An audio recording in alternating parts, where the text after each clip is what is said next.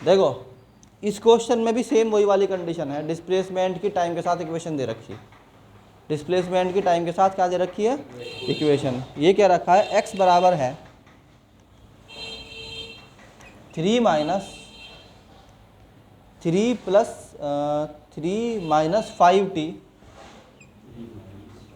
Plus 2t square. ये तो equation है, बताओ समझ में आएगी नहीं आई बात।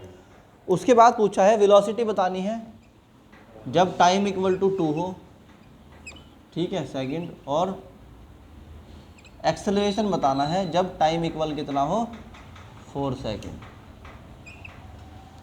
क्या पूछा है? वेलोसिटी बतानी है जब टाइम कितना हो 2 सेकंड, और एक्सेलरेशन बताना है जब टाइम कितना हो 4 सेकंड। सबसे पहले हमें पता है कि वेलोसिटी इक्वल क्या होता है? dx upon dt। तो हम क्या करेंगे? सबसे पहले वी नो दैट, क्या बोलो, वेलोसिटी इक्वल होता है dx अपॉन dt। अरे बोलो, होता है कि नहीं होता है? तो क्या करेंगे? डिफरेंशियल करेंगे इसका t के रेस्पेक्ट में। तो v बराबर कितना हो जाएगा? 3 का तो कितना हो गया? 0, कांस्टेंट है। t का क्या होता है? 1, तो माइनस के 5 प्लस के, ये 2 मल्टीप्लाई में कितना कर देगा इसको? 4t। तो कुल मिला के v कितना रह गया? माइनस के 5 प्लस के 4t। बोलो कितने टाइम पर पूछा है? t बराबर 2 सेकंड पर पूछा है। तो v बराबर कितना आ गया? माइनस के 5 प्लस के 4 इंटू 2, दैट इज माइनस के 5 प्लस 8। तो कितना आ गया? वेलोसिटी इक्वल आ गया है 3 मीटर पर सेकंड। बोलो आ गया? पहला पार्ट हो गया इसका। भाई टी की वैल्यू पुट कर दी, उठा के कुछ करा थोड़ी इसके अंदर मैंने, बस टी की वैल्यू 2 पुट कर दी और हो गया ये। 4 2 जा 8, 8 में से 5 गया, कितना बचा? 3 बचा। अब आ जाओ सेकंड पार्ट, दैट इज इसने पूछा एक्सेलरेशन। एक्सेलरेशन होता है dv अपॉन dt, याद कर लो, dv अपॉन dt।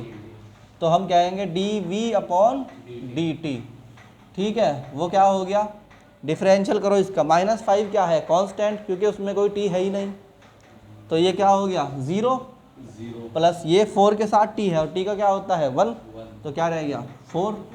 तो एक्सेलरेशन कितना आ गया? 4 मीटर पर सेकंड स्क्वायर। इसके अंदर t की वैल्यू पुट करने की ज़रूरत पड़ी कि नहीं पड़ी? हाँ या ना?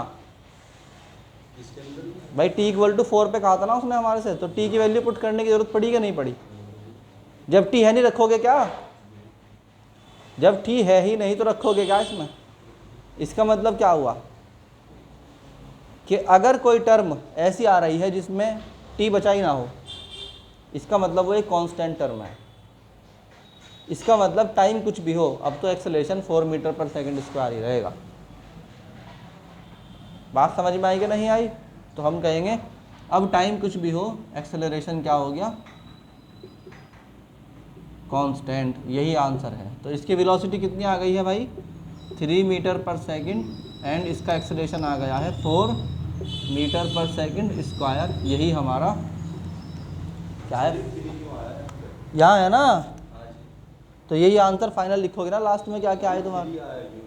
क्योंकि जब 5 या 4 में 2 की मल्टीप्लाई करोगे 8 बनेगा। 8 में से 5 गए, कितने बचे? माइनस का 5 है। हाँ, आ गया।